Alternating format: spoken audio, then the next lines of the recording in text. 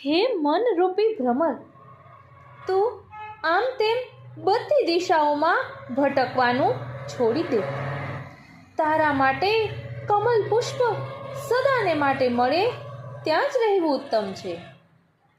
કમળના પરાગમાં મગ્ન થઈ જવા માટે એવું સુંદર સરોવર એક જ ઉત્તમ છે. તે સ્થળે પહોંચી જવું જરૂરી છે.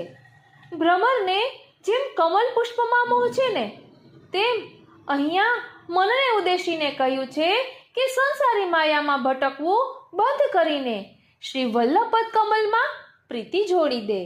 મધુપ મન ચલો વહાં ઉડ જાય, શ્રી વલ્લભ કે દાસ કમલગણ ભજના નંદ રસ પાય.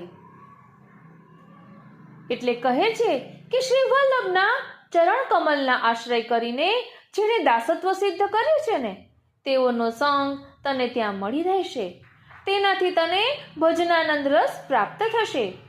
જ્યાં અવિદ્યાનું નામો નિશાન નથી રહેતું, અમાવસ્યા જ્યાં થતી નથી, 12 માસ એક સરખો સૂર્ય પ્રકાશિત રહે છે, જેથી કમળ ખીલેલા જ રહે છે.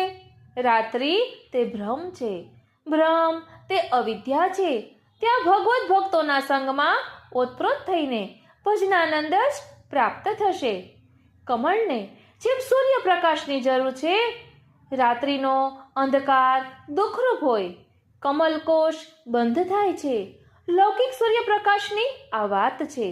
અને અત્રે તો પદકમલમાં એટલે કે ચરણ કમલમાં રહેલો અલૌકિક પ્રકાશની વાત છે. તે પ્રકાશ સદા એક સરખો આપે છે. અત્રે તો ભાનુરૂપ શ્રી વલ્લભ પદકમલની વાત છે. તેમના ચરણ કમલમાં આશ્રય રહેવાથી સદા સુખના સૂર્યનો પ્રકાશ થશે, જેથી સદા પ્રફુલ્લિત મન રહેશે. જ્યાં લીલારૂપી પ્રેમ સમુદ્ર ઉભરાઈ રહ્યો છે, સમુદ્ર સમાન લહેરો ઉછળતી રહે છે, તેમ અત્રે પ્રેમાનંદ સ્વરૂપ રસથી છલકતો રહે છે.